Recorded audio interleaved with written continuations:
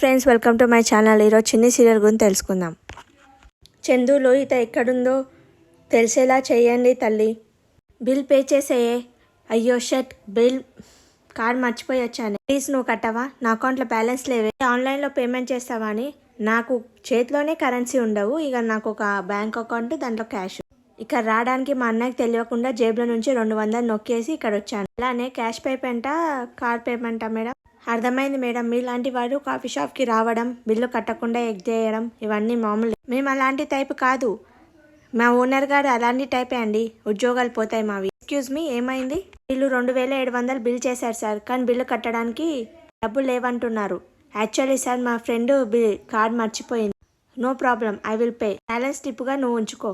Thank you so much. సమయానికి దేవుళ్ళ వచ్చి మా పరువు పాడారు. Thank you so much sir. ఇదేంటే ఇంకా ఆటోలు రాలేవు? ఈ ఆటోల కోసం వెయిట్ చేయాలంటే నాకు చెడ్డ చిరాకబ్బా. దీని కారు ఏమో అదిగోనే మన హీరో వస్తున్నాడు. లిఫ్ట్ అడుగుదామా? బాగోదే, ఆల్రెడీ మన బిల్ పే చేశాడు కదా. బోబోయ్, వీని దగ్గర పెద్ద కారే ఉంది. అయితే నీ లిస్ట్లో వీని టిక్కు పెట్టుకోవచ్చు. మీ నంబర్ ఇస్తారా? అంటే మీరు మా బిల్లు పే చేశారు కదా, మీ అమౌంట్ మీకు సెండ్ చేయడానికి. ఇట్స్ ఓకే, నాకేం అవసరం లేదు. నో, మీ అమౌంట్ ఖచ్చితంగా మీకు సెండ్ చేయాలి. మీదైనా మాదైనా డబ్బే కదండి. అమౌంట్ నేను పే చేయకపోతే గిల్టీగా ఉంటుందండి. ప్లీజ్ అండి, నీ నంబర్ ఇవ్వండి. తీసుకోండి, అది నా నంబరే, ఫీడ్ చేసుకోండి. రెగ్యులర్గా ఇదే కాఫీ షాప్కి వస్తుంటారా? అవునండి, మాది బిజినెస్ మీటింగ్ ఉంటుంది, అందుకని ఇక్కడ వస్తాం. మేము గిట్ట రెగ్యులర్గా వస్తాము. లక్కీగా మాకు ఒక ఫ్రెండ్ పరిచయం అయ్యాడు. థ్యాంక్ యూ సో మచ్ నా బిల్లు పే చేసినందుకు. పడిపోయానే ఫ్లాట్. ఇదంతటి కారణం నువ్వే బేబీ. నేనేం చేశాను లోకి? ఎందుకంటే నువ్వు కార్డ్ తీసుకురాలేవు కదా, మన బిల్ అతను పే చేశాడు. అలా మనకు పరిచయం అయ్యింది కదా. ప్రతి వీకెండ్కి మనం ఇదే కాఫీ షాప్కి వస్తాము. వరుణ్తో ఫ్రెండ్షిప్ పెంచుకుంటాను. లవ్లో పడేస్తాను, లైఫ్లో సెటిల్ అయిపోతాను. That's it. మీ అమ్మాయిది చాలా అద్భుతమైన జాతకం. గొప్పింటి కోడలు అవుతుందమ్మా. కాబోయే అల్లుడు మీ అమ్మాయిని పూలో పెట్టుకొని చూసుకుంటాడమ్మా. శీఘ్రమైన కళ్యాణం పాస్తు. ఏంటి పూజారి గారు, పెళ్లి గురించి దీవించారు. నాకు మంచిగా చదువుకోవాలి, మంచి సంపాదించాలని దీవించమని. మంచి ఉద్యోగంతో పాటు మంచి మొగుడు కూడా వస్తాలే అమ్మా. అయితే ఇల్లడిక మొగుడు రావాలని ఆ అమ్మవారిని దీవించమని చెప్పండి. నాన్నను వదిలిపెట్టి అత్తారింటికి వెళ్ళాను, తదాస్తు. అయితే నువ్వు కోరుకున్నట్లే ఇల్లడిక మల్లుడే వస్తాలే అమ్మా. అరే బావా, ఏం చేస్తున్నావు? గుళ్ళో పూజ అయిపోయిందా? అయిపోయిందిరా. నువ్వెక్కడున్నావు? కాఫీ షాప్ల చుట్టూ తిరుగుతూ, నువ్వేమో గుళ్ళ చుట్టూ తిరగాలనా? దేవుణ్ణి ఏం కోరుకున్నావు? చిన్ని గురించే కోరుకున్నావు కదా? యా అవును.